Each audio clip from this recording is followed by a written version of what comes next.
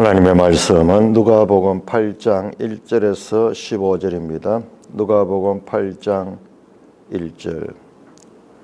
그 후에 예수께서 각 성과 마을에 두루 다니시며 하나님 나라를 선포하시며 그 복음을 전파하실세 12 제자가 함께하였고 또한 악귀를 쫓아내심과 병 고침을 받은 어떤 여자들 곧 7 귀신이 나간 자 막달라 마리아라 7 귀신이 나간 자 막달라인이라 하는 마리아와 헤롯의 청지기 구사의 아내 요한나와 수산나와 다른 여러 여자가 함께하여 자기들의 소유로 그들을 섬기더라. 각 동네 사람들이 예수께로 나와 큰 무리를 이루니 예수께서 비유로 말씀하시되 씨를 뿌리는 자가 그 씨를 뿌리러 나가서 뿌릴새 들으는 길가에 떨어짐에 밟히며 공중의 새들이 먹어버렸고 들어는 바위 위에 떨어지며 싹이 났다가 습기가 없으므로 말랐고 들으는 가시떨기 속에 떨어짐에 가시가 함께 자라서 기운을 막았고 들어는 좋은 땅에 떨어지며 나서 100배의 결실을 하였느니라. 이 말씀을 하시고 외치시되 들을 게 있는 자는 들을지어다. 제자들이 이 비유의 뜻을 물으니 이르시되 하나님 나라의 비밀을 아는 것이 너희에게는 허락되었으나 다른 사람에게는 비유로 하나니 이는 그들로 보아도 보지 못하고 들어도 깨닫지 못하게 하려 함이라.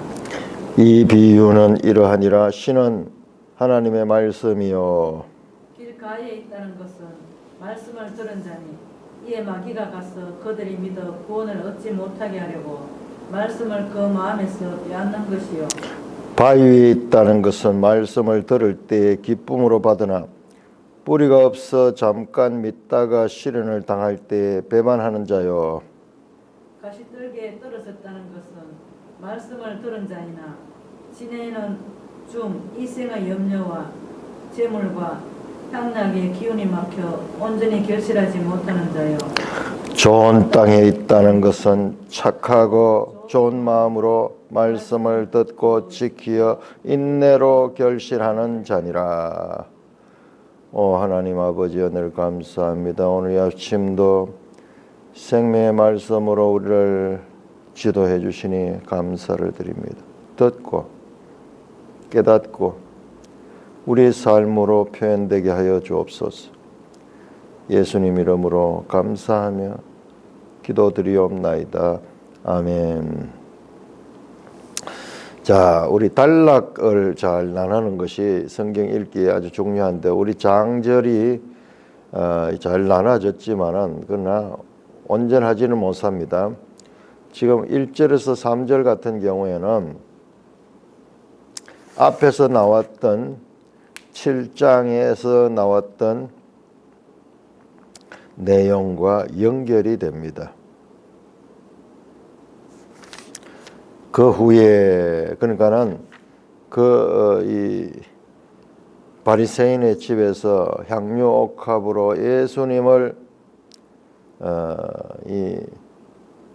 섬겼던 그 죄인인 여자, 그 여인을 구원하시는 그 사건, 그 후에 예수께서 각 성과 마을을 두루 다니시며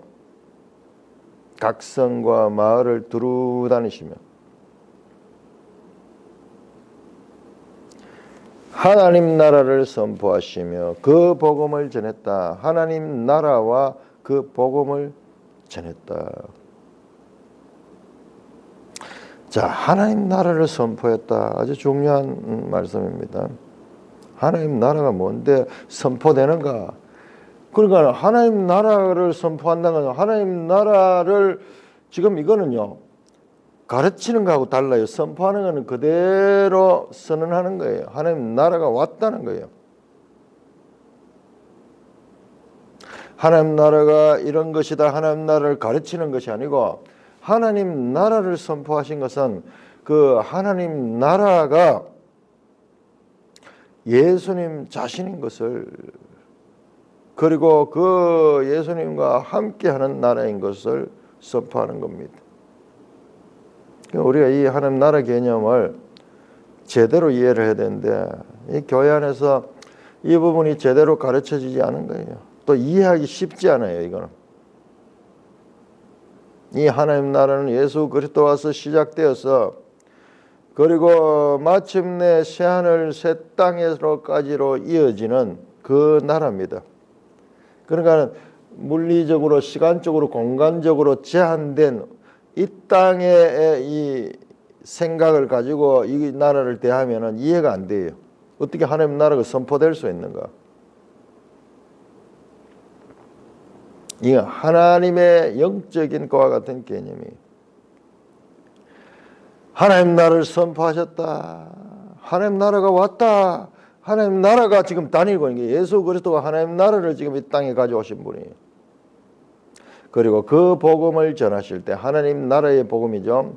하나님 나라의 복음을 전하실 때 그때 12 제자가 함께했고 또한 악기를 쫓아내심과 병 고침을 받은 어떤 여자들 곧 7 귀신 나간 자 막달라인이라 하는 마리아와 헤롯의 청지기 구사야니요 요한나와 수산나와 여러 여자가 함께 있어 자기들의 소유로 그들을 섬기라.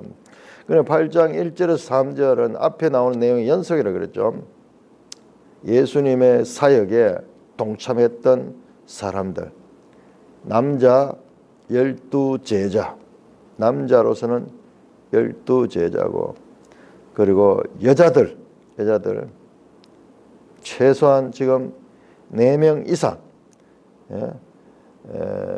이 막달라인 마리아와 굿사의 아내 요한나와 그리고 수산나와 다른 여러 여자가 함께했다. 그러니까는 여기 여러 여자니까는 4명 최소한 4명 이상의 거의 남자의 수와 동등할 수도 있어요. 12 제자와 12제자 남자들로 구성됐죠.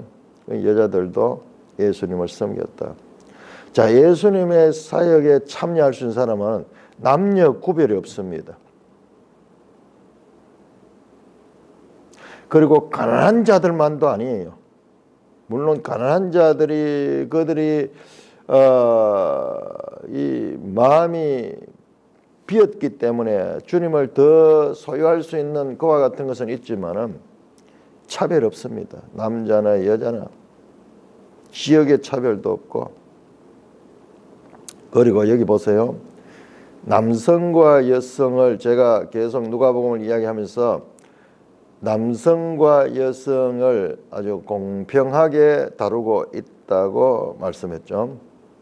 저 처음 시작할 때부터 사가랴와 엘리사벳, 마리아와 요셉, 안나와 시몬 이런 식으로 계속 남녀 그렇게 나오는데 지금 여기도 예수님의 사역에 동참했던 사람도 남자들과 여자들이 함께 있었다. 그래서 우리 앞에 나오는 그 향료 옥합을 부었던 여인, 이름 없는 여인이죠. 죄인이라고 불리는 그 여인이 우리 교회사를 보면은 저 특히 로마 가톨릭에서 막달라 마리아를 그래요. 향료를 옥합을 부은 분이. 아닙니다. 지금 아니에요.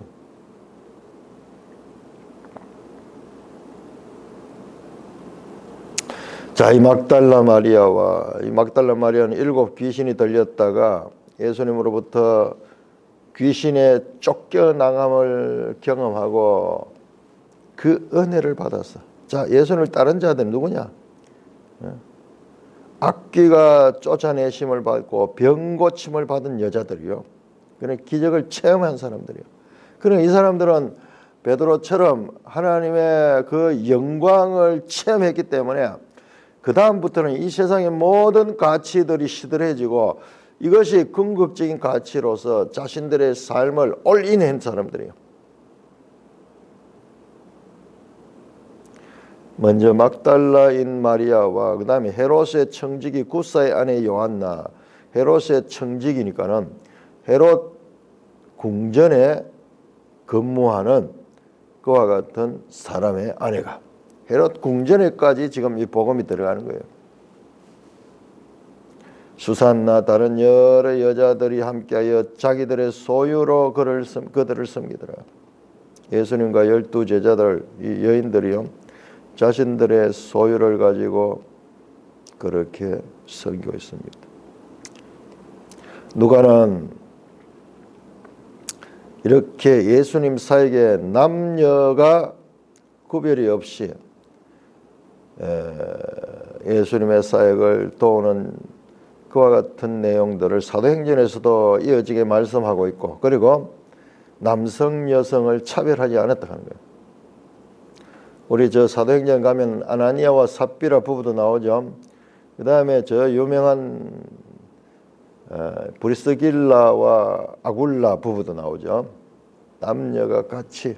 그래서 지금부터 2000년 전에 이와 같은 남녀 평등 사상이 이렇게 나타나는 것은 참으로 놀라운 그와 같은 것이다. 오늘 우리가 보면 이해가 안 돼요. 뭐 그저 그렇구나 이렇게 생각하지만 그 당시로 보면은 구체적으로 이름을 드러내잖아요. 이름을 드러내면서 마리아와 요한나와 수산나 이런 것은 당시에서는 정말 잊기 힘든 파격적인 그런 표현이다.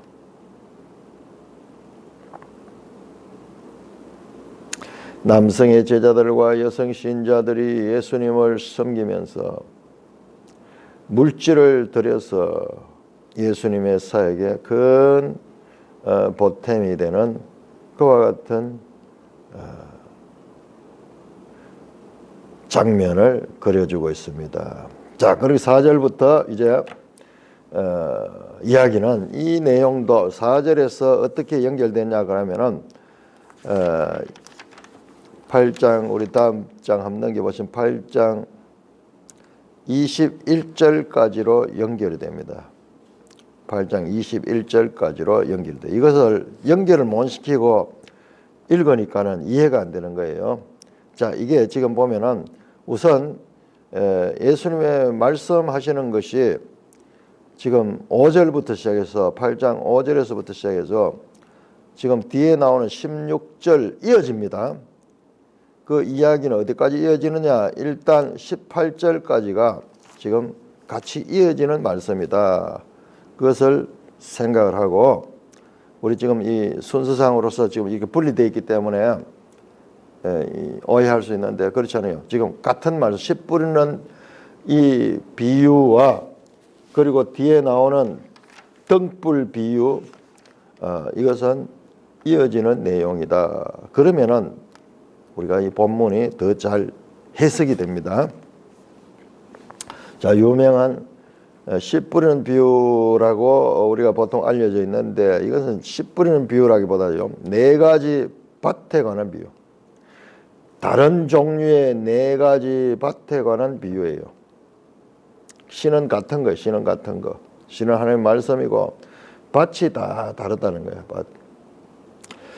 4절입니다. 각 동네 사람들이 예수께 나와 큰 무리를 이루니, 자, 무리, 누가 보면 계속 등장하는 무리, 오클로스라는 무리인데 무리와 제자들은 구별이 됩니다. 많은 사람들이 이루니, 이 원어로 보면은 현재 분사입니다. 계속 사람들이 꾸역꾸역 몰려 들어오는 거예요. 소문이 지금 나니까는 얼마나 대단했겠어요. 죽은 자를 살리고 가는 곳마다 기적을 행하시고, 그러니까 예수 소문이 바다하게 나서 그 소문을 듣고 문제 있는 사람이나 문제 없는 사람이나 계속 사람들이 몰려오고 있는 것입니다. 그때 예수님께서 비유로 말씀했습니다. 씨 뿌린 자가 씨를 뿌렸는데 어떤 씨는 길가에 떨어지고 어떤 씨는 바위에 떨어지고 어떤 씨는 가시떨기에 떨어지고 어떤 씨는 좋은 밭에 떨어진다. 그래서 좋은 밭에 떨어진 것만 100배의 결실을 하고 나머지 새 밭에 떨어진 것들은 다 열매를 맺지 못했다. 이 말씀하시고 이제 들을 끼는 자는 들을지어다. 아주 평범한 사람들이 누구나 다 삶에서 경험하는 그 밭에 씨를 뿌리는 비유입니다. 여기 우리하고 좀 다른 것이 농사를 짓는데 이 사람들은 우리는 지금 밭을 갈아가지고 완전히 돌 같은 거 다 쳐내고 그렇게 아주 씨를 뿌리잖아요. 아주 효과적으로 뿌리잖아요.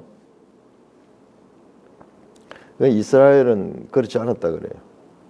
그냥 뿌려놓고 그렇게 아주 그 비능률적이죠. 농사가 어떤 면에서는 발전하지 못했는지도 모르겠어요.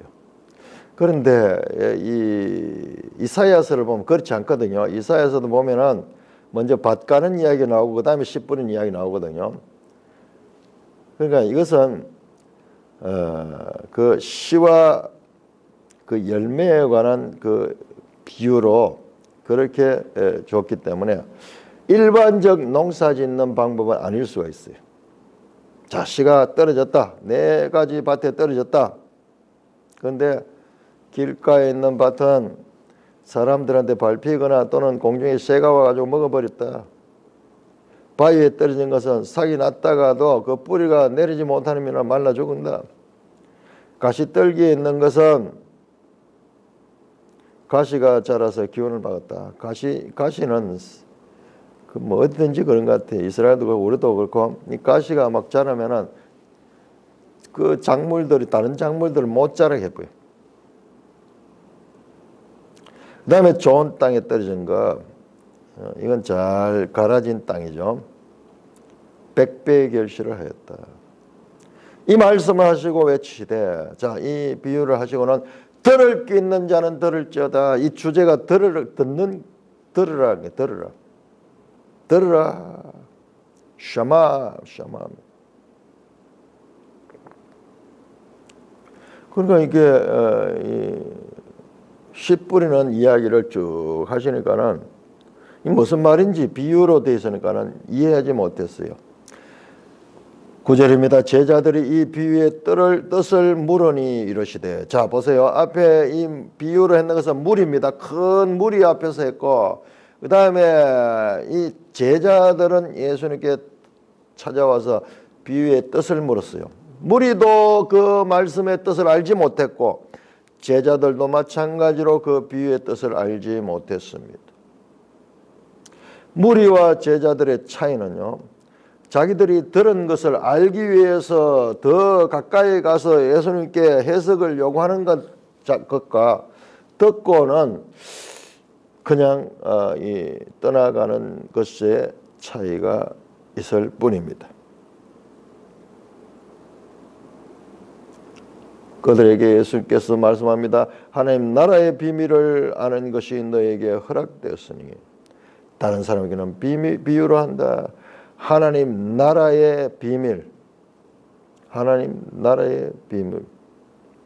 영어 원어로 보면 무스테리아 테스 바실레이아스 토테오스. 하나님의 왕국.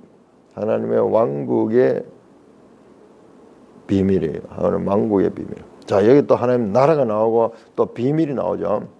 자, 이 하나님 나라가 뭔가 우리가 가지고 있는 개념하고 다릅니다. 이 하나님 나라의 개념은 성경을 통해 제대로 이해하지 못하면은 우리가 가지고 있는 그냥 선입견 같은 거, 우리가 생각하는 그런 생각과 전혀 다릅니다.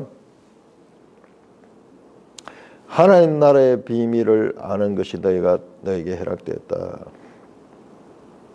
무슨 비밀이냐? 하나님 나라에 어떻게 그 나라가 그 사람에게 임하는가? 그 비밀이에요. 어떻게 열매 맺히듯이 그 나라가 그 사람 속에서 풍성하게 임할 수 있는가? 그걸 가리키는 거예요. 그런데 왜 비유를 했는가? 이사야 6장 9절에 10절 말씀을 인용하시면서 이는 그들로 보아도 보지 못하고 들어도 깨닫지 못하게 하려 함이라. 이 비유는 이러하니라. 자, 이게 참 이 난해 구절로 이렇게 알려져 있는데 이 난해 구절 아니에요. 사실은 알고 보면 그냥 비유로 듣고는요 알 수 없는 거예요. 아무도. 그러니까 더 적극적으로 그 비유가 무언가 찾아 나오는 사람들에게는 그 말씀이 깨달아질 것이고 그냥 소극적으로 있는 자는 아니에요. 그러니까 우리 하나님의 말씀은 그냥 듣는 것이 아니라 적극적으로 연구하는 것이 되어야 돼요. 알기 위해서 그 말씀을 추구하는 자가 되어야 되는 거예요. 그냥 들려지면은 듣고 그냥 뭐 그렇게 하는 거예요. 아무리 바쁘더라도 말씀을 진지하게 듣고 집중해서 읽으며 치열하게 고민하고 오래 곱씹는 자가 하나님 나라의 비밀을 알 수 있는 거예요. 그냥 가치 없이 그냥 소리처럼 들어서는 그 하나님 나라의 비밀을 알지 못해요. 그러니까 허락된 사람은 누구냐? 허락된 사람은 이 말씀에 반응하고 그 말씀을 알고자 추구하는 자들이 바로 하나님의 비밀을 아는 것이 허락된 자고 이 자들이 다르게 말하면요 구원받은 자고 이 자들이 하나님의 아들들이고 하나님의 자녀들이에요. 근데 교회 다니면서도 말씀에 반응하지 못하는 사람들이 많이 있어요. 지금 나오잖아요. 4분의 1이잖아요. 4분의 25%. 네 가지 밭 가운데서 열매 맺는 밭은 하나밖에 25%밖에 되지 않아요. 어떤 면에서 교회 안에도 그런 사람들이 많이 있는 것도 그것도 성경적일 수 있습니다. 자, 계속 주제가 뭐냐? 들을 귀 있는 자, 들어도 깨닫지 못하고 들은 자니 들을 때에 들은 자니 듣고 지켜 있는 자다. 자, 네 가지 밭의 특징을 다 설명했습니다. 설명하면서 그리고 마지막에 좋은 땅에 있다는 것은 착하고 좋은 마음으로 말씀을 듣고 지켜 인내로 결선한 자. 자, 좋은 땅은 뭐냐? 그 말씀을 착하고 좋은 마음으로 그 말씀을 전적으로 호의를 가지고 그 말씀을 수용하는 마음이에요. 그 말씀에 대해서 반발하거나 그 말씀의 권위를 무시하거나 그 말씀에 의심하는 것이 아니고 좋은 마음으로 그 말씀을 듣고 그리고 그 말씀을 지키고 근데 그 말씀을 지키기 위해서는 인내가 있어야 돼요. 인내가 있어야 돼요.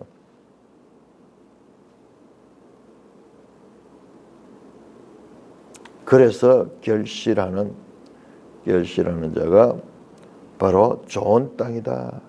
바로 하나님 나라의 비밀을 아는 자가 바로 이 좋은 땅에 속한 자다.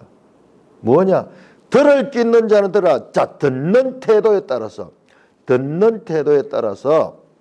그렇게 이 좋은 땅이냐 그렇지 않은 것이냐 가 달려 있다. 들은 것을 또 지켜내고 그다음에 그 말씀을 붙들고 인내하며 어려움이 있더라도 인내하며 결실하는 그와 같은 자가 바로 하나님 나라의 비밀을 아는 자고 그런 자가 하나님의 말씀의 씨의 열매를 맺는 자. 자, 말씀은 씨라 그랬습니다. 자, 우리 8장 16절에서 25절까지 자, 이 내용을 연결해서 봐야 됩니다. 자, 8장 16절 누구든지 등불을 켜서 그릇으로 덮거나 평상 아래에 두지 아니하고 등경 위에 두나니 이는 들어가는 자들로 그 빛을 보게 하려 함이라. 17절 8장 17절을 읽어주시기 바랍니다. 8장 17절 숨은 것이 장차 드러나지 아니할 것이 없고 감추인 것이 장차 알려지고 나타나지 않을 것이 없느니라. 그러므로 너희가 어떻게 들을까 스스로 삼가라. 누구든지 있는 자는 받겠고 없는 자는 그 있는 줄로 아는 것까지도 빼앗기리라 하시니라. 예수의 어머니와 그 동생들이 왔으나 무리로 인하여 가까이 하지 못하니 어떤 이가 알리되 당신의 어머니와 동생들이 당신을 버리고 밖에 서 있나이다. 예수께서 대답하여 이르시되 내 어머니와 내 동생들은 곧 하나님의 말씀을 듣고 행하는 이 사람들이라 하시니라. 자, 일단 거기까지 끊겠습니다. 자, 거기까지 왜? 듣는 주제가 계속 이어져. 듣는 주제. 그리고 22절부터는 완전 딴 사건입니다. 딴 사건입니다. 자, 그래서 8장 16절입니다. 누구든지 등불을 켜서, 자, 10불인 저 네 가지 밭에 관한 비유를 하는 중에 계속 이어집니다. 앞에서는 네 가지 밭에 대한 이야기만 했고, 이제 그 이야기를 전체를 정리하는 거예요. 정리. 누구든지 등불을 켜서 그릇으로 덮거나 평상 아래에 두지 아니하고 등경 위에 둔다. 자, 앞에 나왔죠. 하나님 나라의 비밀을 비유로 했는 이유를 맞죠. 그 비유로 했는 이유가 뭐냐 그러면은 드러내도록 하는 거예요. 지금 비유로 될 때는 그릇으로 덮여져 있고 평상 아래에 있는 거예요. 그냥 가려워져 있는 거예요.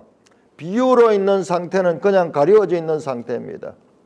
그런데 누가 등불을 켜가지고 그것을 빛이 비치지 못하도록 가려 놓을 사람이 누가 있느냐? 예수님 말씀도 마찬가지예요. 비유로 했는 것도 비유로 덮어두기 위해서 한 것이 아니라 너희가 알 수 있도록 하기 위해서 비유를 했다는 거예요.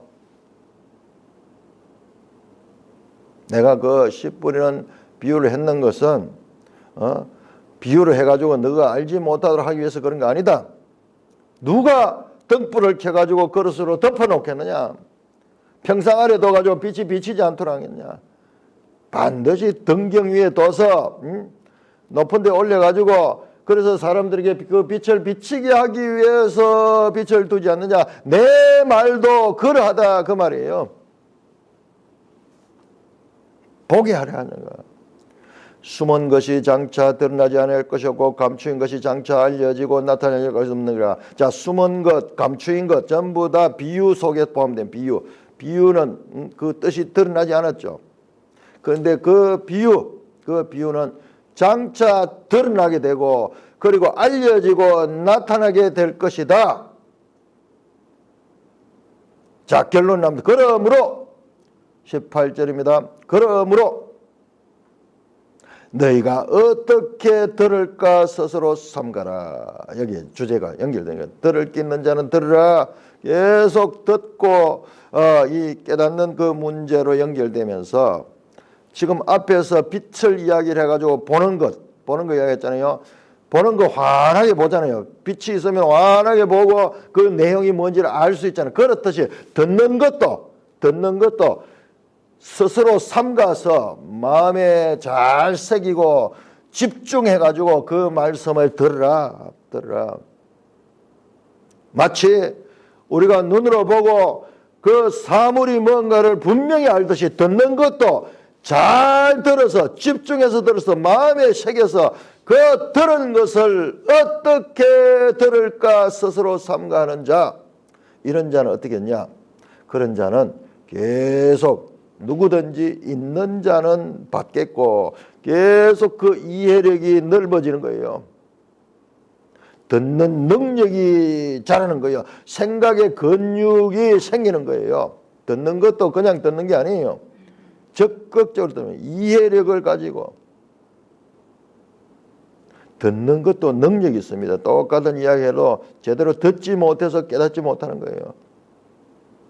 예수님의 가르침을 귀담아 듣고 이해하려고 노력할 때 그 말씀을 붙들고 놓치지 아니하고 그러면서 스스로 삼가라. 이 말은요, 영어 성경은 take care, 주의해야 된다, 집중해야 된다.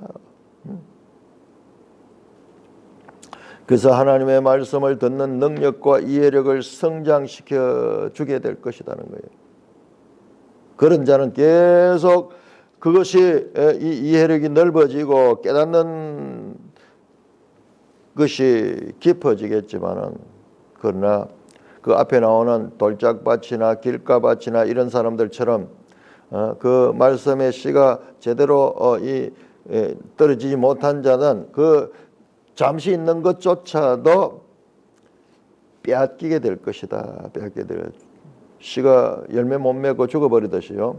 그랬듯이 지금 그 이야기의 연속입니다. 연속. 그러니까 들을 끼는 자는 들을지라. 그러면은 들을 끼는 자가 누구냐? 이것은요, 그 말씀을 귀중하게 생각하고 그것을 집중해서 듣고 그 말씀을 마음 가운데서 흘러보내지 않고 간직하고 그 말씀을 소중하게 하는 자는 계속해서 듣는 능력이 성장하게 되고 그 결과 이해력이 성장해서 하나님 나라 비밀을 알게 되는 자다. 그렇게 말씀하는 것입니다. 결론은 뭐냐? 어떻게 들을까 스스로 삼가라. 그 말은요, 얼마나 듣는 것이 중요한가를 바로 깨닫는 것. 왜? 믿음은 들음에서 나기 때문에, 들음은 하나님 말씀이요, 하나님 나라에 대한 하나님의 말씀을 지금 선포하고 있는데 그것을 들으면은, 제대로 들으면은 믿음이 생기고 그 믿음은 우리를 하나님의 나라에 들어가게 하는 구원이 된다는 것을 가리키는 것입니다. 자, 이렇게 하면은 이게 딱 해결돼요. 요 말씀을 따로 봐버리면 이게 도대체 무슨 말인지 알 수 없어요. 마치 빛을 비춰가지고 눈에 보면은 그 물체를 훤히 구별하고 어떤 내용인가를 알 수 있듯이 듣는 것도 마찬가지. 듣는 것도 잘 들어서 그 내용이 뭔가를 확실하게 이해하는, 어떻게 들을까 스스로 삼가라. 잘 듣는 자는 계속 이해력이 넓어질 것이다. 듣는 능력이 자라게 될 것이다. 우리 성경도 마찬가지죠. 성경 공부를 해보면은 하면 할수록 점점 그 하나님의 뜻을 이해할 수 있는 것입니다. 그런 그 말씀을 소홀히 한 자는 조금 알고 있는 것까지도 다 빼앗기게 될 것이라는 것입니다. 자, 그 다음에 사건이 나옵니다. 19절, 예수의 어머니와 동생들이 왔습니다. 그 예수님은 이 사람들을 지금 가리키고 있는데 실내에 있고 어머니와 동생들이 와서 밖에서 예수님을 보려고 밖였습니다. 예수께서 대답하되 아주 냉정하게 하듯이요, 내 어머니와 내 동생들은 누구냐? 하나님의 말씀을 듣고 행하는 이 사람들이다. 자, 여기 보세요. 지금 이 주제도 위의 주제에 무엇을 듣는가와 연결됩니다. 듣는 사람은 누구냐? 듣는 사람이 바로 나와 같은 가족이다. 새로운 가족이다. 혈통적인 그와 같은 것이 가족이 아니라 하나님 나라에서 새로운 가족이 형성되는데 그 가족은 누구냐?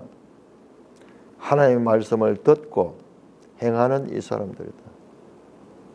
잘 듣고 지키고 그것을 행하는 사람들이 하나님 나라의 가족이다.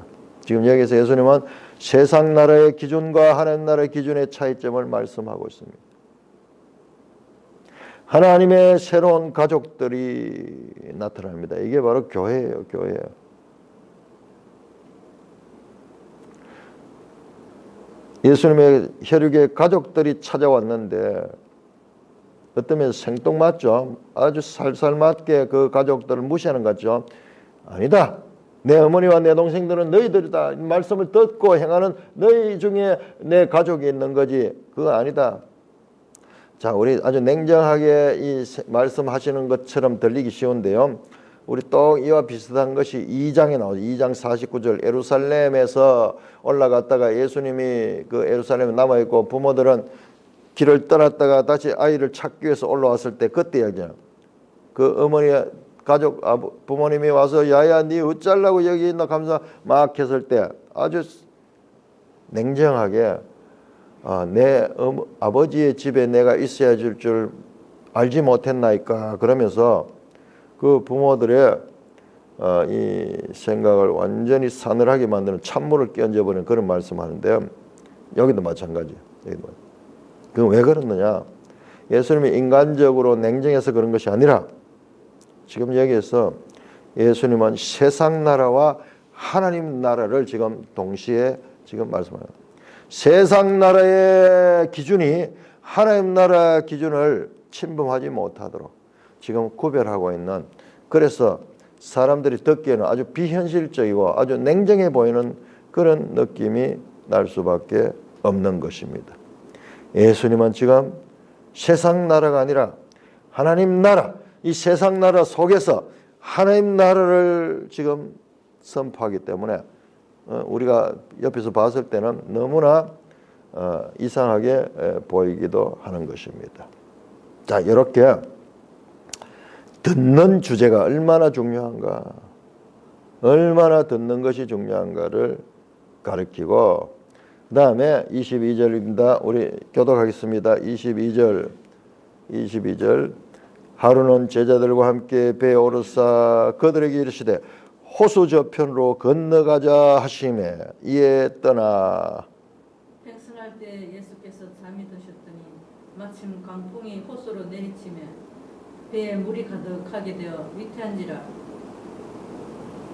제자들이 나와 깨어 이르되 주여 주여 우리가 죽겠나이다 한데 예수께서 잠을 깨사 바람과 물결을 꾸짖으시니 이에 그쳐 잔잔하여 지더라. 제자들에게 이르시되 너희 믿음이 어디 있느냐 하시니 그들이 두려워하고 놀랍게 여겨 서로 말하되 그가 누구시기에 바람과 물을 명하여 순종하신가 하더라. 자, 이 사건은 다시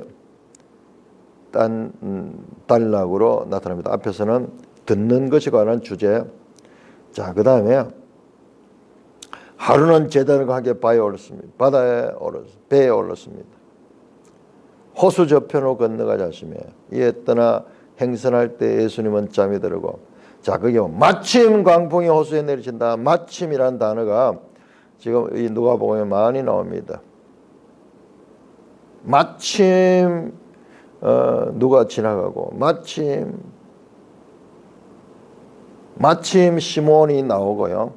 마침 그 병든 자들, 귀신 들린 자들이 예수 앞에 나오고요. 지금 마침 광풍이 난 거야. 이게 하나님의 시간이에요. 하나님의 시간, 카이로스. 우리가 봤을 때 우연히 일어나는 이야기 같지만 이것은 하나님 안에서의 필연적인 사건입니다. 광풍이 호수에 내리쳤다. 광풍, 무서운 바람입니다. 배에 물이 가득하게 되어 위태한지라. 그러니까 파도가 치고 배에 물이 들어왔는 거예요. 그래서 제자들이 나와 깨어 이르되 주여 주여 우리가 죽겠나이다 한데 혼비백산했는 거죠.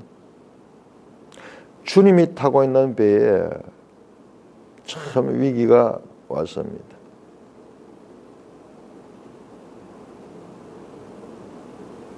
주여 주여 우리가 죽겠나이다 하온 이 배를 타고 바다에서 이런 풍랑을 만나게 되면은 우리가 얼마나 작은 존재고 무능한 존재라는 것을 알게 될 거예요. 항공모함 같은 큰 배도 저 큰 바다로 나가면은요, 이래 편주 같아요. 바다의 규모에 비하면은 200m짜리 길이가 200m 되는 비행기를 싣고 다니는 그런 항공모함도 거기 가면은 참으로 그 망망대해 가운데는 하나의 점에 지나지 않는 그런 상태가 됩니다. 큰 바다에 가면은 사람의 약함, 무능함을 절감하게 되는 것입니다. 혼비백산으로 주여 우리가 죽겠나이다. 예수께서 잠을 깨사 바람과 물결을 꾸짖으니 이에 그쳐 잔잔해지더라.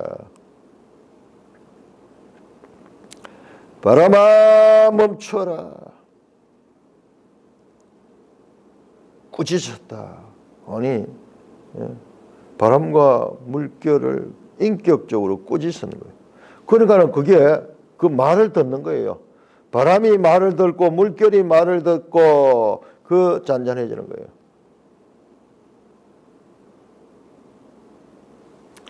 저 이명복 그 목사님이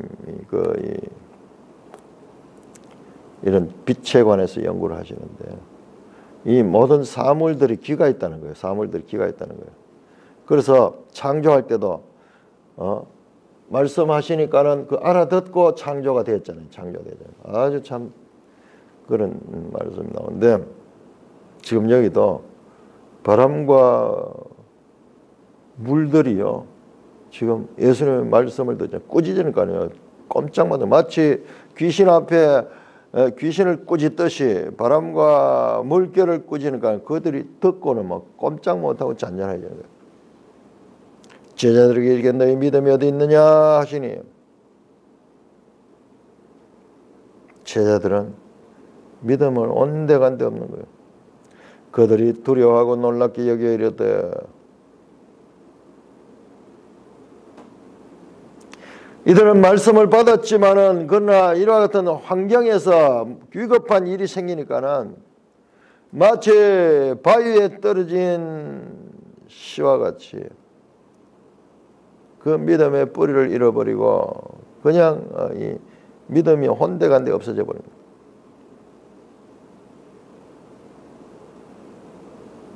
그래서 서로 말하되 제자들이 두려워하고 놀랍게 여겨 서로 말하되 지금 제자들도 예수님이 누군지를 모르는 거예요.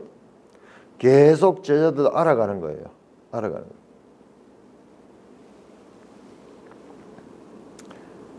그가 누구시기에 바람과 물을 명하여 순종하는가? 예수님이 누군가? 계속 질문하는 거예요. 저가 누군가? 앞에서 나왔습니다. 앞에서 저가 누구이기에 죄를 사한단 말인가? 저가 누구이기에? 저가 누구이기에? 7장 16절, 7장 49절 한번 봐요. 7장 49절.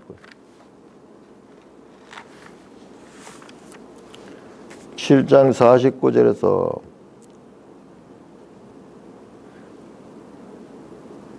함께 있는 자들이 속으로 말하되 이가 누구이기에 죄도 사하는가? 그 바리새인 친구들이 도대체 이 사람이 누군가? 예수가 누구인가? 예수는 누군가? 이런 질문이 복음서에 보면 계속 나옵니다. 예수님이 누구신가를 지금 계속 알려주고 있는 것입니다. 복음서는 성취의 시대에 지금 오셔서 일하시고 있는 예수 그리스도가 누구신가? 이분이 바로 메시아시고 성경이 말씀하시던 그분이다. 자, 바람과 물결도 잠잠하게 하시는 초능력을 행하시는 예수 그리스도는 바로 이분이 메시아라는 것을 증거하는 그와 같은 증거가 되는 그 증거되는 사건이에요. 시편 89편 보겠습니다. 시편 89편 시편 89편 9절입니다. 9절 주께서 바다의 파도를 다스리시며 그 파도가 일어날 때 잔잔하게 하시나이다. 주님은 누구냐? 이 바다의 파도도 다스리시는 분이시다. 주님이 누구신가? 이사야 51장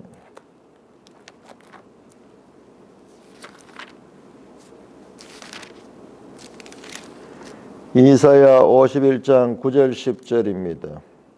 여호와의 팔이여 깨소서 깨소서 능력을 베푸소서 옛날 옛시대에 깨신 것 같이 하소서. 라합을 점이시며 용을 찌르시니가 어찌 주관이시며 바다를 넓고 깊은 물을 말리시고 바다 깊은 곳에 길을 내어 구속받은 자들을 건너가게 하시니가 주님 아니십니까? 예수 그리스도는 누구냐?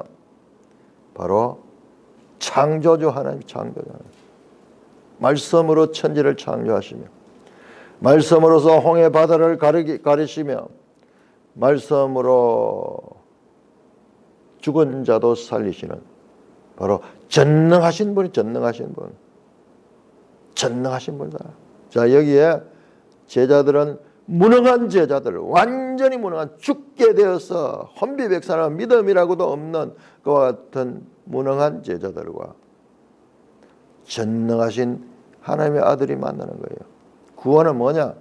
무능한 자들이 자신의 무능함을 깨닫고 전능하신 하나님을 의지하고 그분께 순종하는 것이 바로 믿음의 길이다. 이 사건으로 예수님에 대한, 예수님은 전능하신 분이다라는 믿음을 점점 제자들도 가지게 되는 것이죠. 이 복음서가 지금 예수님이 누구신가를 알려주는 거예요. 가난한 자에게 복음이 전파되고 눌린 자를 자유케 하고 눈먼 자의 눈을 뜨게 하고 저는 자를 뛰게 할 수 있는 분, 구약이 말씀하시던 약속하셨던 그 메시아가 지금 오셔서 자신을 성취하신 것을 지금 보여주시고 있는, 켜켜이 수백 년 수천 년 동안 이어져 오던 그 메시아에 대한 약속, 그 약속이 성취되며 지금 이루어지고 있는 그런 장면을 보여주시고 있는 것입니다. 구약 없이 이런 내용 알면 그냥 초능력자 예수, 정말 우리 예수를 왜 믿어야 되는가? 야, 이렇게 능력 많은 분이기 때문에 우리가 믿어야 된다. 틀린 거 아니에요. 그러나 너무 부족한 거예요. 바로 이 예수는 누구냐? 저 구약의 성경이 예언하시던 그분이다. 그분이 오셔서, 그래서 마태복음 보면은 이는 성경을 이루려 함이라, 이는 성경을 이루려 함이라. 하나님은 하나님의 구속의 역사를 하시되 자신이 만든 질서를 존중하죠. 하나님이 만든 질서를 하나님 무시하지 않아요. 그 없이도 할 수 있을 거예요. 와, 예수님이 그 어머니가 레이지파였을까? 아론의 후손이었을까? 그리고 그 예수님의 아버지가 요셉 지파일까? 그 예수님은 그 두 분하고 아무 상관없어요, 사실은. 그럼에도 불구하고 그 유다 지파와 그 레위 지파, 이 계열의 아들로 이 땅에 오시는 것들도 구약의 그 질서를 존중하고 있는 거예요. 하나님이 누구신가? 하나님은 바로 성경을 따라서 하나님의 구속의 역사를 이루어 가신다. 그냥 기분 나는 대로 하시는 분이 아니라, 그러므로 구약의 하나님 나라인 이스라엘은 신약의 하나님 나라, 이 하나님 나라 완전히 다르죠. 구약의 이스라엘은 한 민족으로 이루어지지만, 그러나 지금 예수님이 가지고 온 이 하나님 나라는 인종이나 성별이나 나이나 그리고 나라에 구별이 없다. 모든 사람이 그 나라 백성이 될 수 있는 그런 더 높고 더 넓고 더 새로운 차원의 나라인 것을 우리는 알 수 있습니다. 그러면 구약 의미들은 뭐냐? 이스라엘은 뭐냐? 무슨 의미가 있느냐? 자, 그것도 하나님의 구원 계시의 발전성 가운데서 그 의미를 가지고 있습니다. 하나님이 그 법을 무시하지 않잖아요. 그 법을 무시하지. 우리가 이런 기사를 통해서 하나님이 누구신가를 알 수가 있는 것입니다. 찬송가 400장입니다.